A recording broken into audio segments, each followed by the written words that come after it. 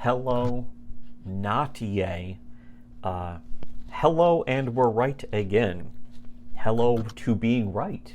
We're still working on the new pattern, the new intro. It should be something along the lines of "Hello and good job listening to us," or something like that. Something along the lines of the "should have listened." Hello and It's welcome now to you're Die, listening.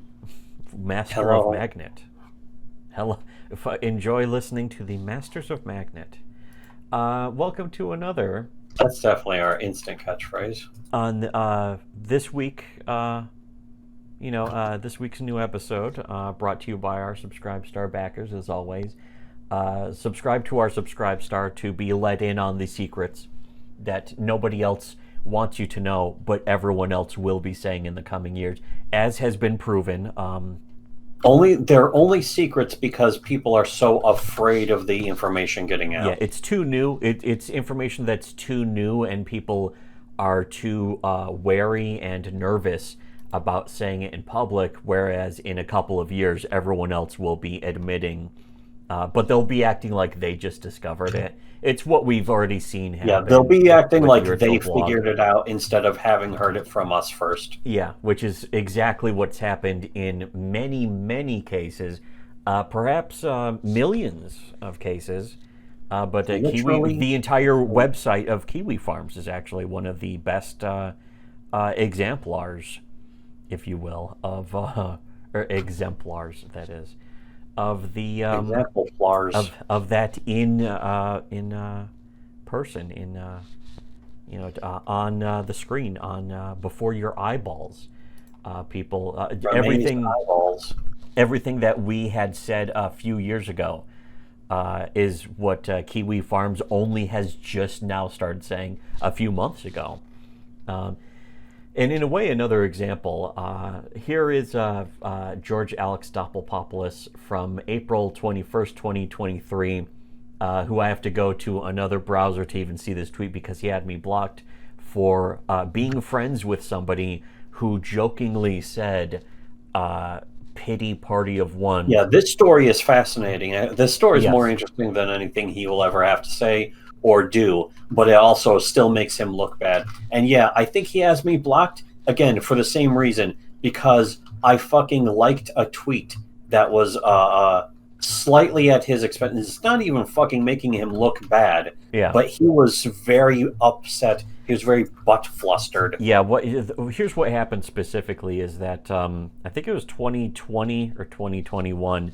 So yeah, it was also a very long time ago at this point. Yeah, but he was following me on Twitter, and one of my friends, it was the under 10K followers Twitter, a hashtag was trending, and a lot of people were using it, and they were artists, and they were getting their stuff around. And George Alexopoulos sulkingly posted a tweet saying that he couldn't really engage with that, or he couldn't necessarily use that because he had over 10,000 followers on Twitter. And so if you do that, why are you sulking? Yeah. Why the fuck are you sulking? But one of my friends replied to him saying, just jokingly saying, pity party of one. And so he blocked her in this case. And so because that is inherently funny when somebody blocks you for just a mild joke, I immediately replied also saying pity party of one to some other tweet he had made, and then he blocked me too.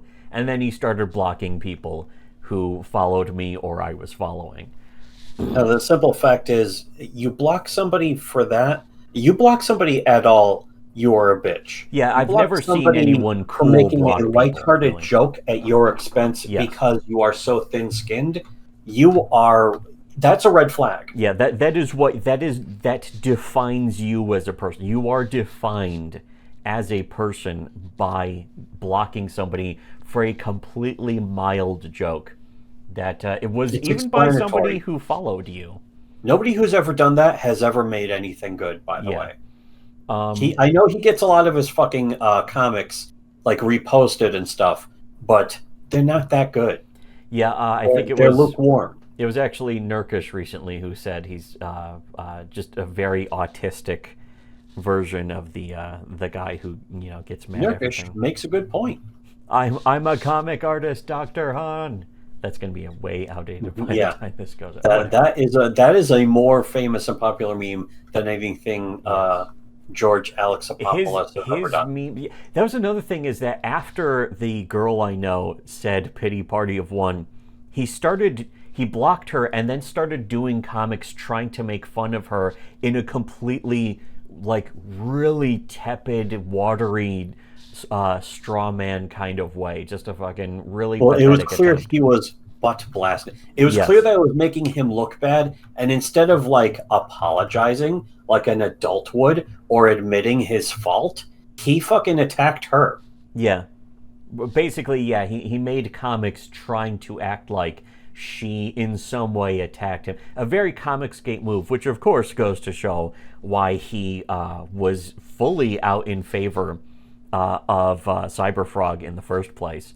And that's another red flag too, by the way. Until Ethan basically had War Campaign go after him, then all of a sudden George was kicked out of Comicsgate, and they bragged for a long time that George was completely treading water for a long time, and that nobody liked him or cared about his comics anymore. I didn't know that about the comics. It doesn't surprise me, of course. Yeah. But I actually didn't know that. They held what they said was a tribunal against George, where they brought him in and fucking just... That is incredibly gay. Yeah, and they yelled at him. They had a bunch of people all yelling at him and attacking him for things that he had done, such as liking tweets that they didn't want him to like, or that if he blocked anybody, they would be like, "You blocked this guy, why did you do that? They're potential customers, you shouldn't be blocking any potential customers."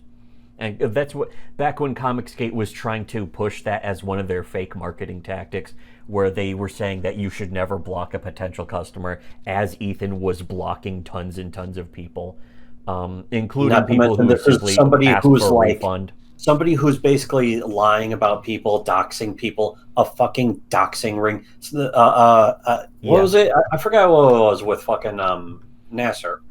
Where he blocked somebody who was basically he blocked one of the guys in War Campaign. Yeah, he blocked one of the guys in War Campaign who was pushing this lie about how Nasser supposedly, and again, this never happened, but they were pushing this lie that Nasser had made fun of that Umbrella guy's miscarriage, and it's not even proven that the miscarriage happened at all. But what happened was Tug started claiming that his wife had a miscarriage, and then he started claiming that Nasser had made a joke about it, which never happened. There was no proof of this, but Tug got everyone to start pushing that so that they could get rid of Nasser.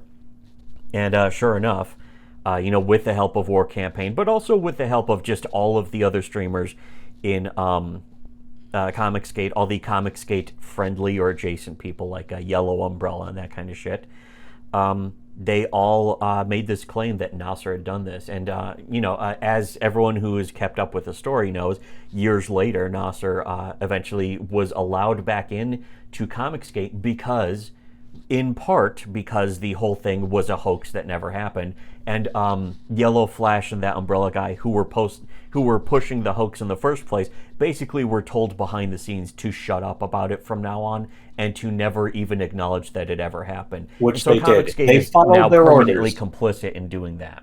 They followed their orders like the good little toadies that they are. Yes, the good boys. Spineless fucking. Apparently, Ethan behind the scenes said, "Shut up, boy," to that Umbrella guy, and he obeyed, as is his nature.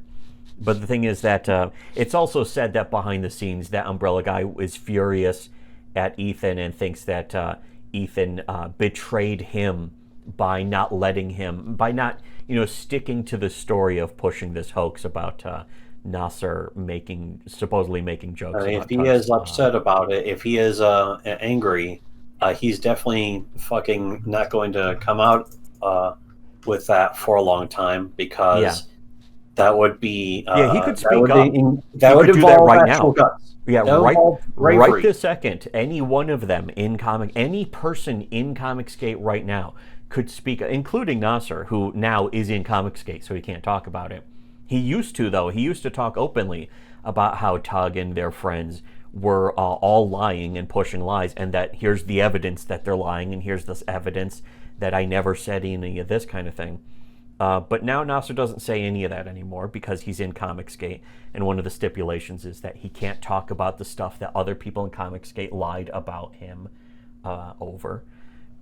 But any one of them right now could stand up and speak out and say, yes, that Umbrella guy lied about me, and never apologized and never took it back and never changed his story or anything. The fact that he did it to begin with. And that nobody in Comicsgate ever, stood up at any time to say that, Nasser was done wrong. Because ultimately they don't care about that. It's basically all a big theater. The way they see it is, it's all part of the show. Is even flagging other people's accounts. It's like, oh, it doesn't count. It's part of the entertainment. Hey, you should just turn it into a radio beef where we can just boost our ratings all around. And if you even say no, that's when Comicsgate gets really afraid. They're like, what do you mean you're not going to be part of our fake beef? What are you talking about? When they get confused. Ethan actually has been confused publicly. If you say that you're not interested in creating drama, that you only want to make comics, one of the things they'll actually do is they'll fucking start whipping up drama about you and then accuse you of making drama when you tell them that they shouldn't. Or even to pay, in several instances, as we've shown on our Subscribestar, they will start paying people to make up stories or to they'll look for like the most flat, broke, vulnerable, if they can't dox you, they'll just start making up shit. But the thing is that's what they do with us. Well, but the thing is, as we've shown that, we've talked about there's a bunch of stories, several videos going into deep dives where we go into the history of, say, for instance, Comic Book Hut, who was basically borderline homeless, had no money, worked as a grocery bagger at age 40 or 50. Yeah, literally retard. I mean, mentally I don't know if we could say the R word. And so they started, and he had just done a campaign where he had completely failed to meet his goal.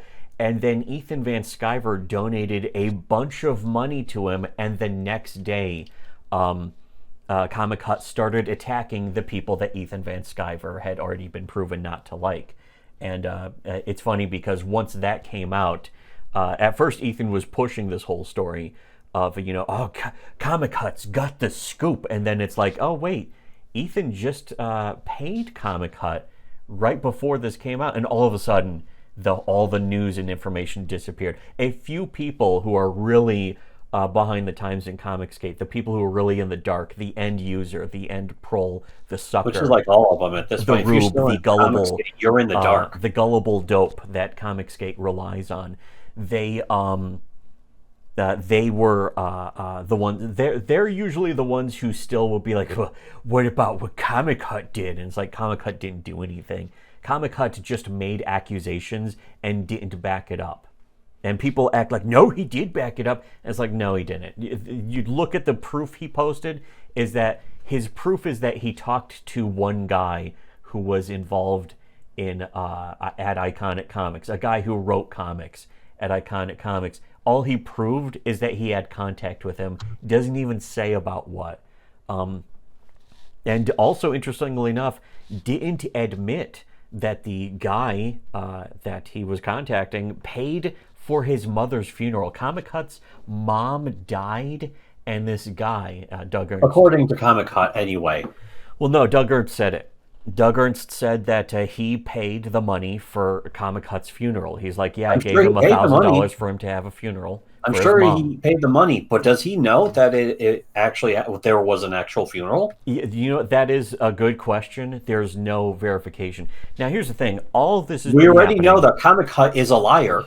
All of this has been, all of this proves the story that every single part of Comicsgate is dishonest at its core and on the surface in every single way. The core, the mantle, the crust, every bit of it is dishonest, and it's made specifically for people who have an open fear of honesty. And so getting to that, we come back to George Alexopoulos, who started doing a comic with Razor Fist, who also is very block happy. And so... another Karen, another internet Karen. Because of the sort of backroom agreements that Indiegogo provides for people, as Ethan Van Sciver himself admitted to, that Comicsgate campaigns will have Indiegogo look the other way if they violate TOS, if Ethan doxes his customers or things like that. Doxes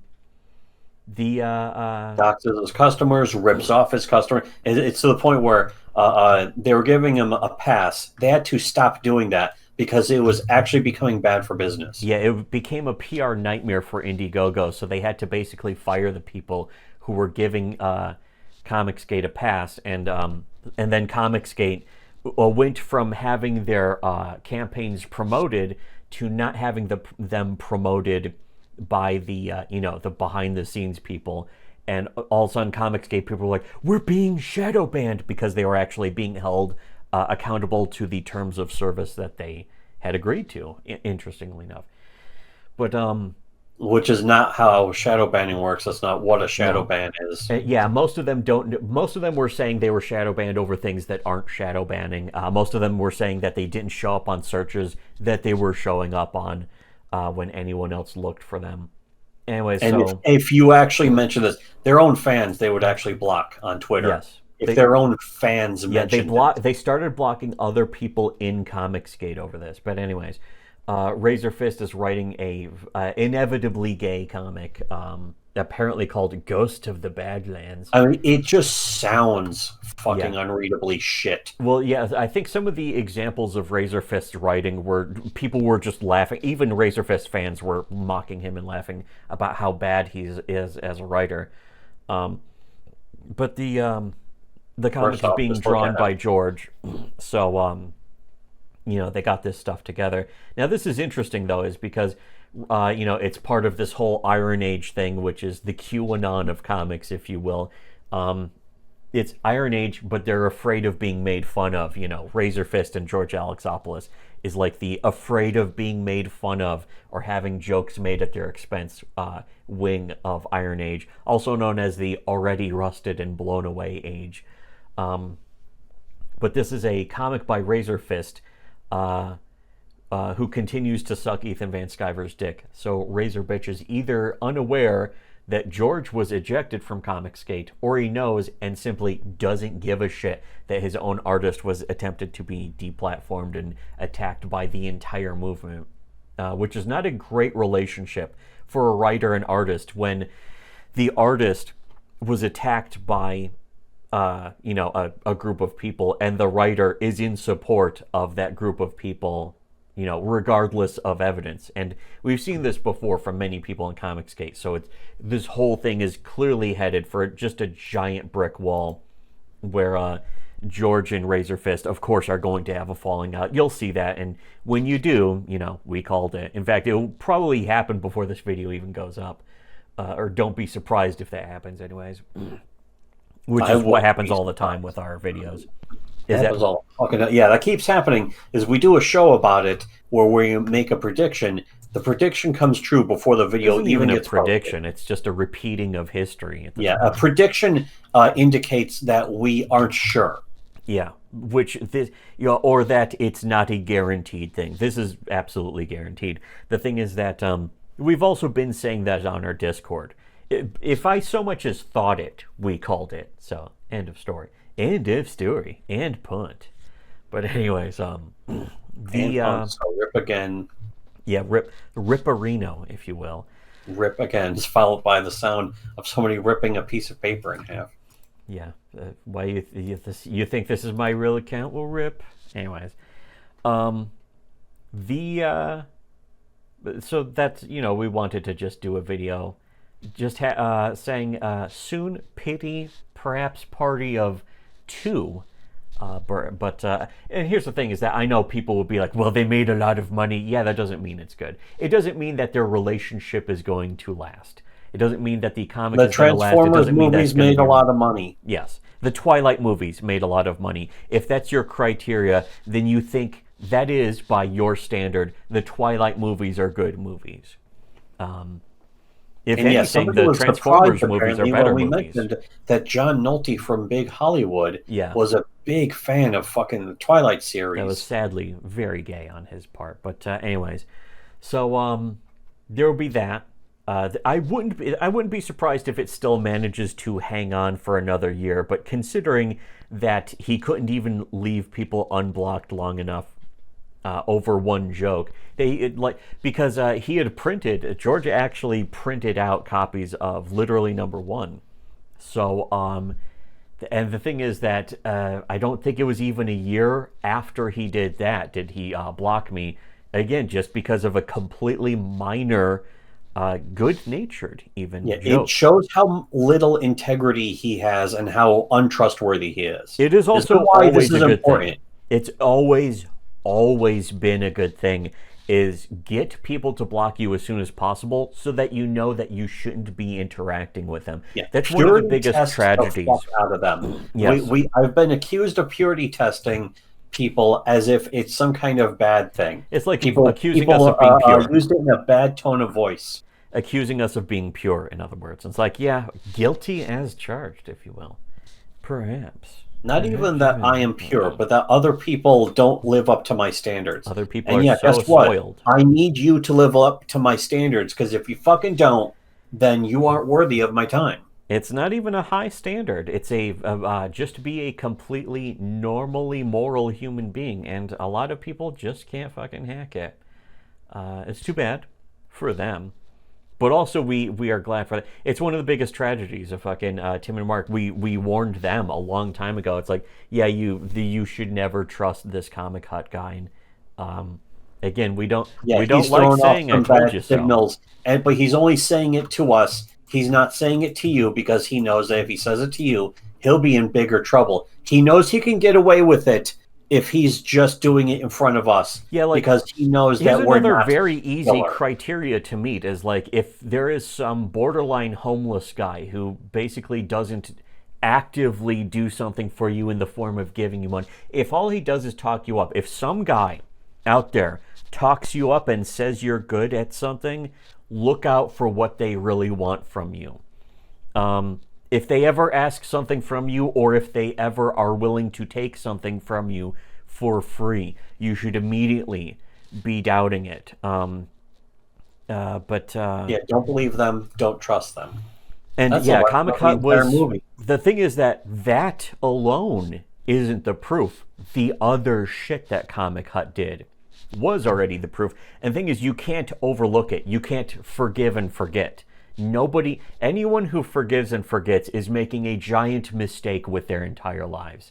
It is theorized that the Christian religion is a giant mistake in their entire lives because it encourages that kind of immoral, incorrect behavior.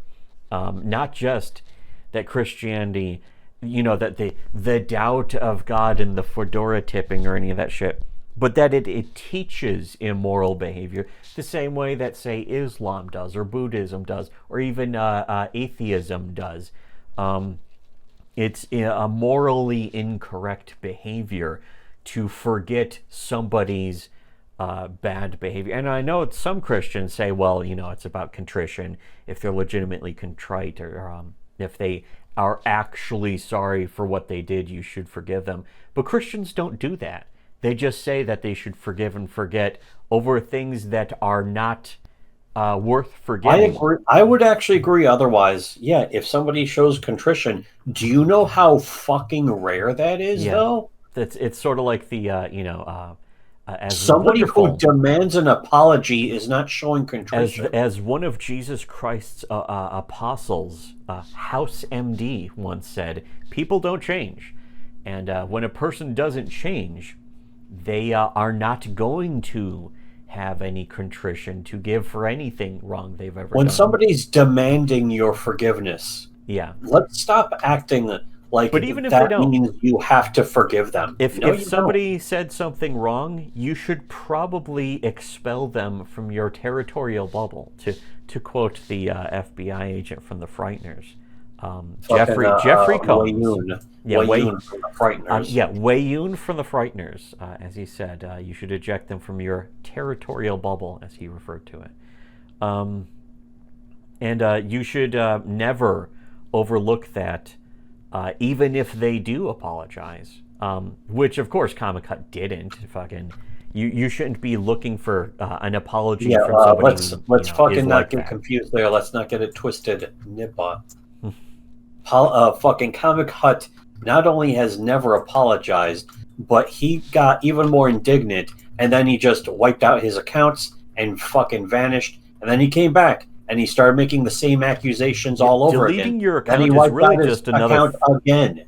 Deleting your account after you've done something wrong is actually just a form of doubling down. It's saying that you're not wrong. What it's saying is you don't want people to see the evidence of what you did.